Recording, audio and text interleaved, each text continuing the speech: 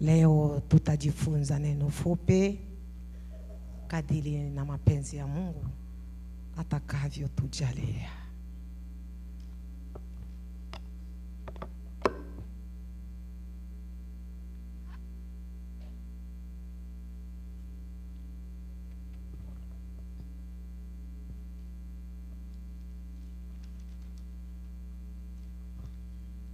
Bila kuponda muda, msomaji wetu atuangalie kitabu cha Matendo ya Mitume, ile sura ya 2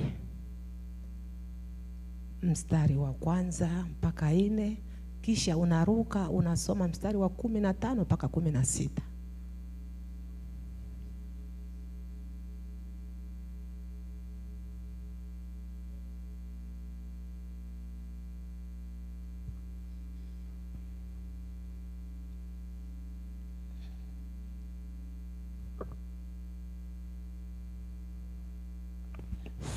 Matendo ya Mitume sura ya 2 mstari wa 1 hadi 4, tutaruka 16, taruka 15 mpaka 16.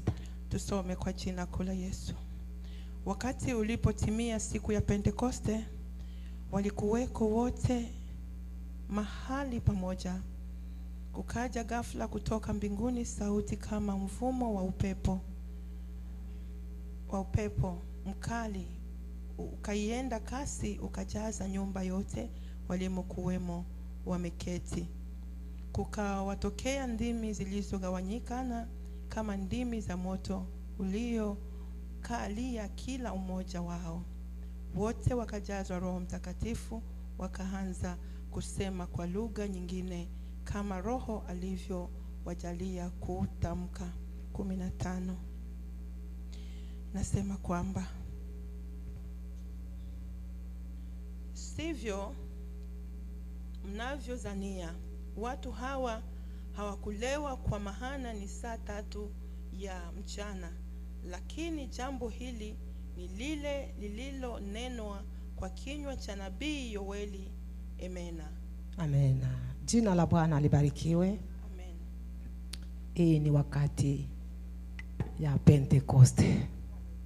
Wakati wa Pentekoste, wa mitume wote walikuwa pamoja wakisubiria uwezo wa Roho Mtakatifu.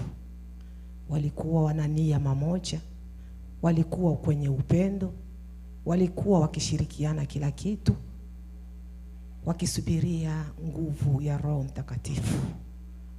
Walikuwa wote pamoja kwa sababu ya kusubiria nguvu ya Roho Mtakatifu.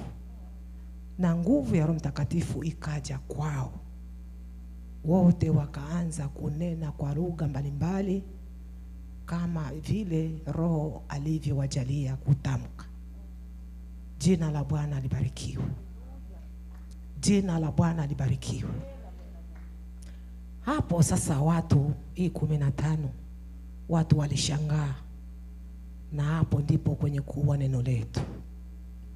Ni jambo la kushangaza. Maana watu walisema hawa watu wamelewa. Wakasema hapana. Petro akasema hapana. Sasa ni saa 3 ya asubuhi. Hawajalewa, bali ni nguvu ya Roho Mtakatifu. Tunataka kusema nguvu ya Roho Mtakatifu kwetu. Tukisubiria nguvu ya Roho Mtakatifu, tunapaswa kwanza tuwe na upendo, tuwe na umoja, asiye na kitu ampatie mwingine yule ambapo hana, kwa ajili tunasubiria uwezo wa Roho Mtakatifu. Maana hatuwezi tukawa kila mtu kwake, kila mtu anawaza vya kwake eti tunasubiria Roho Mtakatifu. Hiyo haiwezekani. Lakini walikuwa wote wakinia mamoja. Roho Mtakatifu akawashukia. Alipowashukia, ukishukiwa na Roho Mtakatifu, haya kwanza inakutoka. Hiyo ndio kazi ya Roho Mtakatifu anapokuja kwetu. Sababu neno letu tunasema ni kushangaa. Watu watakushangaa. Hilo ndilo neno la asubuhi ya leo.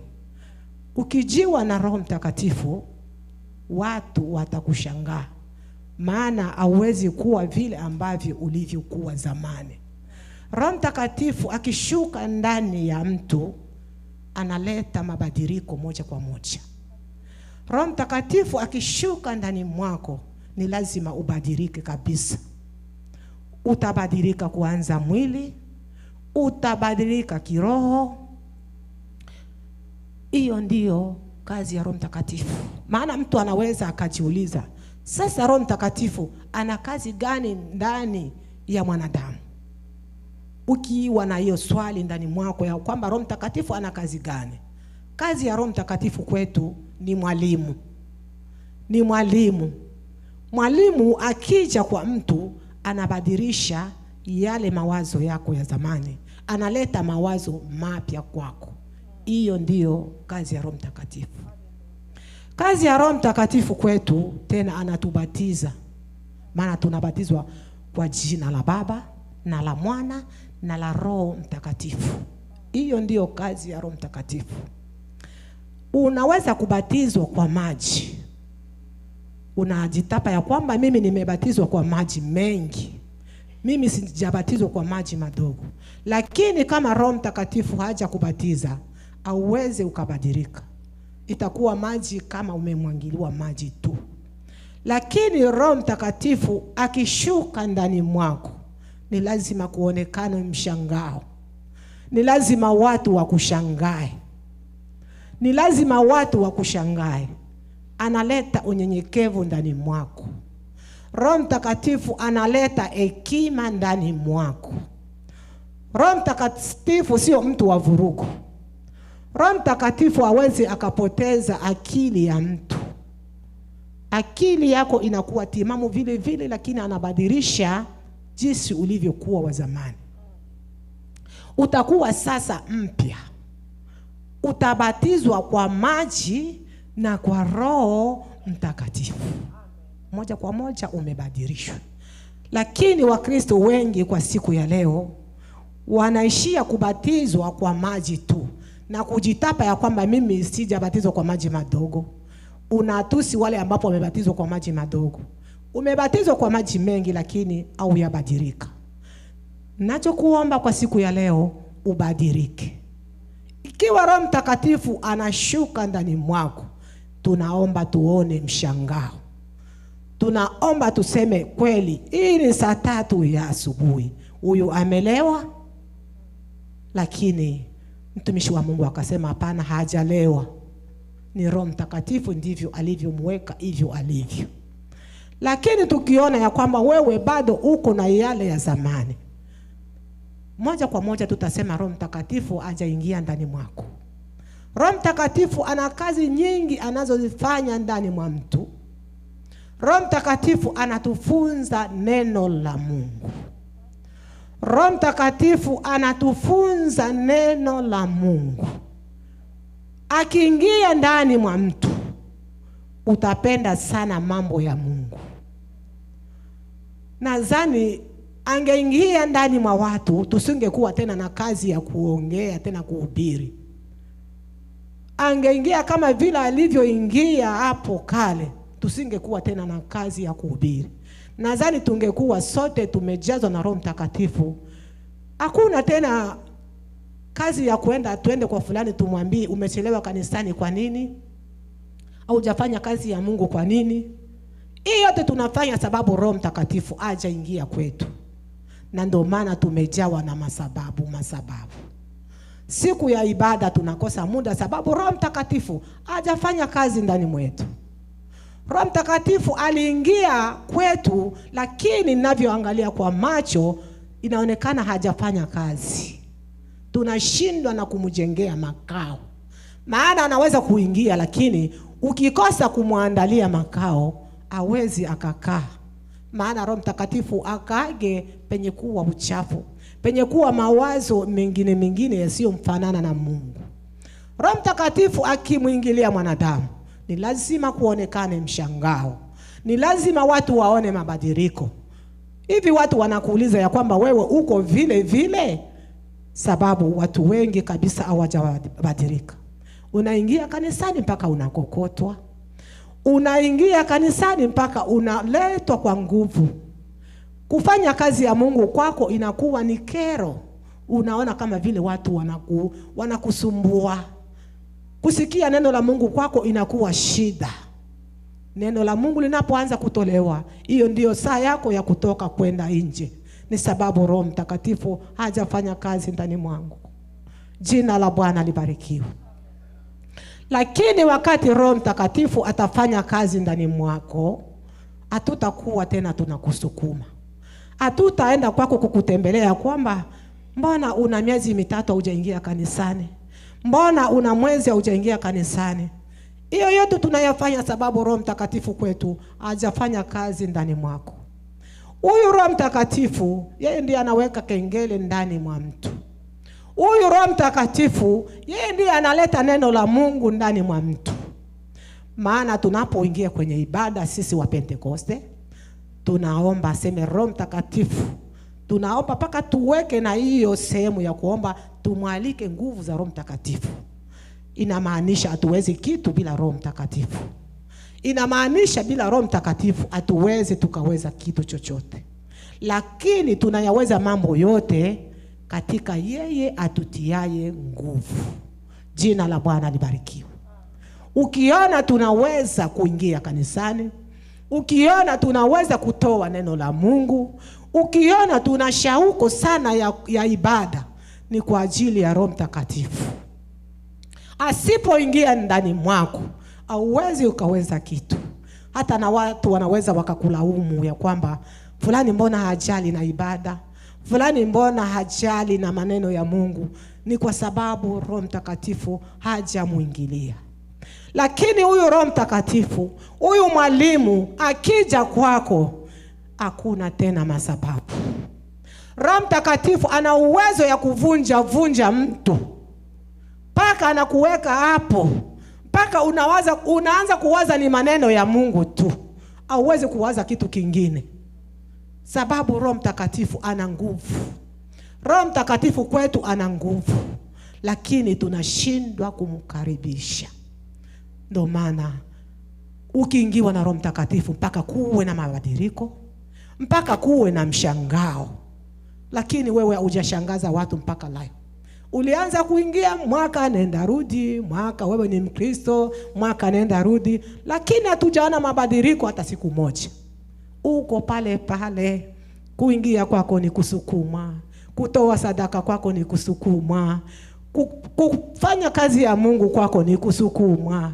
Unabembelezwa kama vile mtoto atanyonya, unabembelezwa kama vile haujui unachokifanya. Ni kwa ajili Roho Mtakatifu bado hajaingia ndani mwako. Lakini Roho Mtakatifu akidema ndani mwa mtu, mpaka kuwe na mshangao.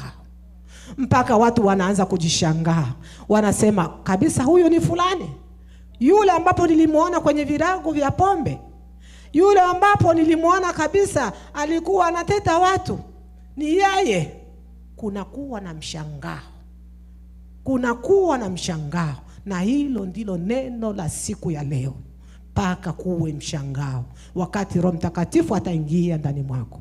Lakini kama kuja kuwa na mshangao, hajafanya kazi ndani mwako. Roho Mtakatifu hajafanya kazi ndani mwako. Wakati Roho Mtakatifu atafanya kazi ndani mwako, ni lazima kutakuwa na mshangao. Ni lazima watu watashangaa. Watu watashangaa, lakini Roho Mtakatifu ataendelea kufanya kazi ndani mwako. Nataka na wewe watu wakushangae. Nacho kuhimiza leo na wewe watu wakushangae. Usiwe vile vile ya kwamba mimi naingiaka ibadani tu, mimi ni Mkristo tu, mimi ni Mkristo tu. Mpaka kuwe na mabadiliko. Roho Mtakatifu analeta mabadiliko. Unaweza kuwa Mkristo lakini haujabadilika. Hata maombi yako inakosekana kwenye mdomo. Unapotaka kuomba, unaomba maneno mawili tu, unasikia inaisha.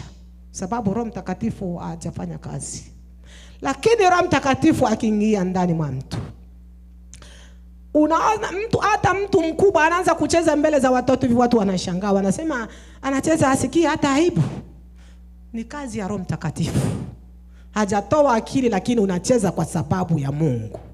Unacheza kwa sababu ya huduma ya Mungu. Roho Mtakatifu akiingia ndani mwa mtu, na kuambia ni ajabu.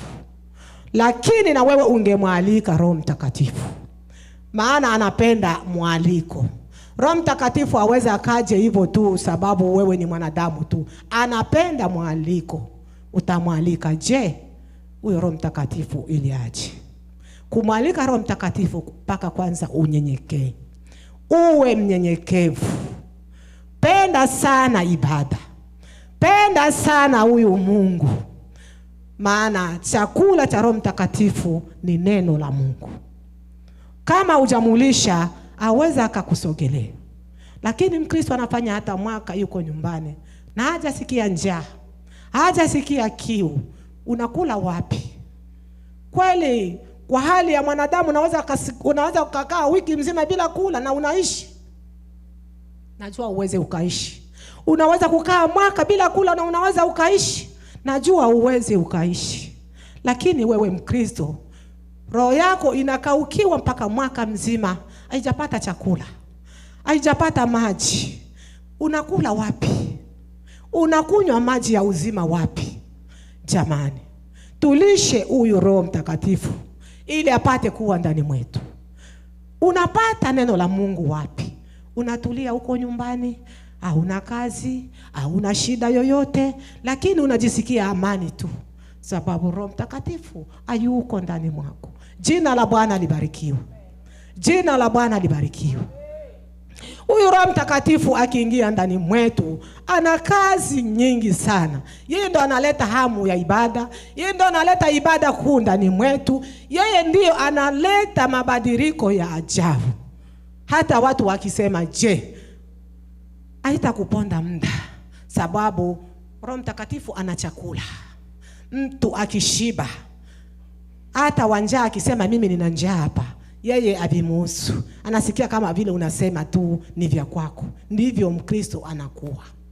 Unaweza ukanongoneze mengine, unaweza ukasema mengine, lakini sababu nimeshiba na Roho Mtakatifu ameshiba, sina habari na wewe. Sina habari na wewe. Nacho kilenga tu ni kwenda mbinguni. Nacho kilenga tu ni muone huyo Yesu wetu. Jina la Bwana libarikiwe. Hata unaweza ukanichafua, hata unaweza ukafanye nini, mimi sina habari na wewe. Mimi sina habari na wewe, maana nimeshiba nguvu za Kristo. Maana nimekwisha kushiba nguvu za Kristo. Najua utasema mengi, najua utasema mengi, najua kuna dharau, najua kuna nini, lakini wakati nimeshiba na Roho Mtakatifu, sina habari na wewe. Mimi niko salama tu. Mimi niko salama tu ndani ya Kristo. Mimi nina usalama tu ndani ya Kristo. Ninapolala nalala kama vile mtoto wa mfalme. Ninaposhinda nashinda kama vile mtoto wa mfalme. Ingine yote yanakuhusu wewe. Utatupa lakini tena yatakurudilia. Maana sina habari na wewe. Habari ambapo ninayo ni Biblia tu. Jina la Bwana libarikiwe. Sina muda tena wa kuongea mambo ya dunia hii, maana imenipita na wakati. Kuna wakati mtu anaweza kaje kwako, mpaka nitakupiga. Niliona mtumishi wa Mungu hapo Nyarugusu, niliona kwenye masimu watu wa dunia wanakuja mpaka leo unipige, mpaka leo unipige. Hiyo video niliona mpaka mwisho, nikasema jina la Bwana libarikiwe. Akasema mimi sijui nifanye nini. Mtumishi wa Mungu alikimbia kila. Mtumishi wa Mungu alikimbia, lakini shetani anapotuma watu ni mambo ya ajabu. Lakini alishuhudia mbele za watu ya kwamba hatukupigana. Sikumugusa. Jina la Bwana libarikiwe. Ule mtumishi wa Mungu alikuwa amekutaniwa amekwisha kushiba Roho Mtakatifu. Lakini angekuwa na njaa ya kiroho, angesema kwanza wewe hauwezi kunipiga. Angesema unaweza kunipiga. Angejilinganisha kimu yake, angeona mimi nina watoto nitawaalika watakupiga sababu kama ana njaa ya kiroho. Lakini ukishiba na Roho Mtakatifu, unakuwa mnyenyekevu. Paka watu wanakuita kama wewe ni mlemavu, kama ujue kuongea, kama ujue nini, angalia gisi alivyo, wanakuchafua. Lakini ukishiba na Roho Mtakatifu, inaleta mshangao. Watu wanakuambia uone jinsi wanavyokutusi. Watu wanakuambia usikie jinsi wanakuongelea. Unasema mimi nimeshiba na Roho Mtakatifu. Huyu Roho akikushibisha analeta mshangao. Roho wa Mungu analeta mshangao kwetu. Roho wa Mungu analeta mabadiliko kwetu, mpaka watu wakushangae. Mpaka watu wakushangae. Walivyokuona zamani wasikuone kwa siku ya leo kama zamani. Walivyokuona hiyo mwaka ambapo tumeacha, kwa hii mwaka wapate kuona mshangao kwake. Maana Roho Mtakatifu alileta mshangao. Watu walishangaa. Saa 3 za mchana watu wamelewa. Watu wanasema kwa lugha mbalimbali wasizozijua, sababu ya nguvu ya Roho Mtakatifu. Nguvu ya Roho Mtakatifu ikikaa ndani mwako, mama utageuka, baba utageuka, mtoto utageuka, utakuwa mtiifu. Tunasumbuka na kuambia watu muvae hivi, muongee na watu hivi, sababu Roho Mtakatifu hajadema kwao. Wakati Roho Mtakatifu atadema kwao, najua hatutasumbuka tena. Najua tena hatutasumbuka. Lakini kinachotusumbua sababu Roho Mtakatifu hajadema ndani ya watu. Lakini nakualika kwa siku ya leo, nakuambia Roho Mtakatifu ashuke ndani mwako. Mpatie nafasi. Maana Roho Mtakatifu anataka apewe nafasi. Anataka umpe moyo wako. Anataka moyo wako uwe wazi. Ni nini ulichokitenda kisichoachwa? Ni nini ambacho hauwezi kusema ya kwamba Mungu nisamee? Yeye sio mwingi wa hasira, bali yeye ni mwingi wa rehema. Anasemea kila mtu yeyote anayekuja kwake na kuomba msamaha. Ukiomba msamaha, Kristo atakusamea, na huyo Roho Mtakatifu atakutumikisha kama vile chombo. Huyo Roho Mtakatifu akidema kwako, utatumikishwa kama vile chombo. Aibu itatoka ndani mwako. Kama wewe ulikuwa mwizi, utaacha hiyo. Kama ulikuwa mlevi, utaacha. Kama ulikuwa unakosa chakula cha kiroho, utasikia hamu itakuja. Watu wengi tena hawana tena hamu, hawana njaa tena ya kiroho. Wanatulia tu manyumbani, wanajisikia ni sawa tu. Roho Mtakatifu kama hajadema ni shida. Ni shida kwa Mkristo. Ni shida kwa Mkristo kama Roho Mtakatifu hajadema kwako. Lakini siku atadema, kutakuwa na mshangao. Kutakuwa na mabadiliko. Hatutaulizana ya kwamba wamelewa. Hatutaulizana. Akidema tu, haya macho ya nyama yataona ya kwamba fulani amekwisha kuokolewa. Fulani sio yule wa zamani tena. Hata macho ya mwili yanashuhudia watu. Yanasema wakati nilivyomuona mwaka uliopita na sasa hivi kuna mabadiliko fulani. Yaani umeshangaa. Unapata mshangao. Mpaka kuwe na mabadiliko wakati Roho Mtakatifu atakuwa ndani mwetu. Sijui wewe unasubiria nini kuleta mabadiliko ndani mwako. Jina la Bwana libarikiwe. Soma Yohana Injili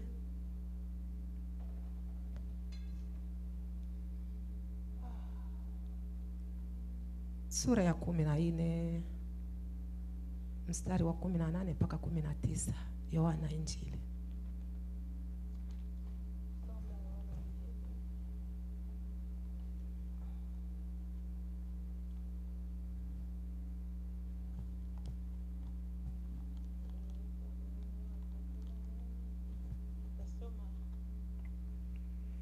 Yohana Injili 14 mstari wake wa 26. Mstari wake wa 18 mpaka 19.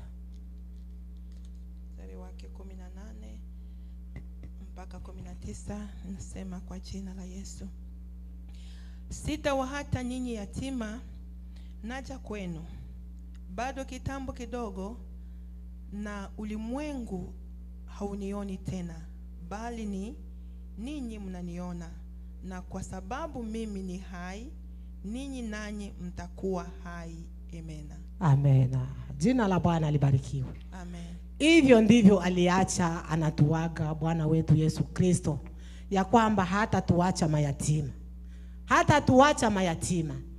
Ikiwa umeona Yesu amekufa, ameondoka, lakini hakutuacha mayatima. Ametuachia Roho Mtakatifu. Huyo ndiyo kiongozi, huyo ndiyo mwalimu wa kanisa, huyo ndiyo tumeachiwa. Hatutabakia mayatima, lakini wa ulimwengu hawatamuona. Watakayemuona ni wale waliopokea Roho Mtakatifu, ndio watakaomuona. Wa ulimwengu hawana macho ya kuona. Wa ulimwengu wamezibwa macho. Waliofunguliwa macho ni wale watu wa kiroho tu, ndio watakapomuona. Ndivyo alisema. Wa ulimwengu hawawezi wakamuona. Kama wewe ni wa ulimwengu, hauwezi ukaelewe haya. Hauwezi ukaone jinsi Mungu anatenda mambo. Lakini waliokombolewa kwa damu ya Yesu, ndivyo wanaona jinsi Mungu anatenda, jinsi Mungu anatembea na watu. Wale waliokombolewa na damu ya Yesu, wale waliopokea Roho Mtakatifu, wale waliojazwa na nguvu za Roho Mtakatifu. Hebu na wewe njoo ukajazwe ili na wewe ufunguliwe macho. Njoo kanisani na wewe ukafunguliwe macho. Usibaki huko nyuma, muda umekwisha, muda umeyoyoma. Usibaki huko nyuma.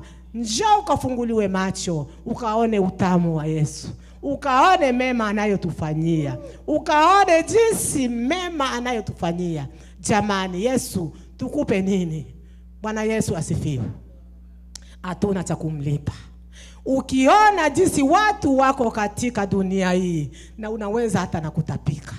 Unaweza kutapika. Hivyo ndivyo Mungu anatuona. Akiangalia dunia hii, anaona kama vile mtu anavyoona choo. Unaona kinyaa. Lakini ukifunguliwa macho ya kiroho, utaona utamu wa Yesu. Huku tuendako kuna raha ya ajabu. Huko tunako kwenda kuna raha ya ajabu. Jina la Bwana libarikiwe. Lakini anashuhudia ya kwamba wa ulimwengu hawatamuona. Watakayemuona ni wale waliopokea Roho Mtakatifu kuwa Bwana na Mwokozi wao. Hao ndio tu watakayemuona. Lakini hivi bado muda ungali. Na wewe unaweza ukaje ili na wewe ukaone. Na wewe unakaribishwa, njoo na wewe ukaone hiyo utamu wa Yesu. Lakini umezubaika tu. Umezubaika na mambo ya dunia hii. Elewa kwamba itapita. Elewa kwamba ina mwisho. Lakini uko mbinguni ni umilele. Uko mbinguni ni umilele. Haitapita kamwe. Tutaona raha ya ajabu. Tutapanguzwa machozi. Hakutakuwa tena shida. Hakutakuwa tena kulia. Tutapanguzwa machozi. Haya yote ya dunia tutaiacha. Waliokombolewa na damu ya Yesu. Jina la Bwana libarikiwe. Jina la Bwana libarikiwe. Watu hawana tena njaa ya neno la Mungu. Watu hawana tena kiu ya neno la Mungu. Angalia kanisani hakuna watu, sababu watu hawana njaa. Watu hawana njaa ya neno la Mungu. Wamejisikia wako salama tu. Wamejisikia wako sawa tu. Lakini hakuna usalama hapa chini ya juu. Hakuna usalama hapa chini ya juu. Usalama uko katika Kristo. Usalama uko katika Roho Mtakatifu. Jina la Bwana libarikiwe. Kwa siku ya leo, neno fupi liwabariki mimi nanyi katika jina la Yesu. Amen.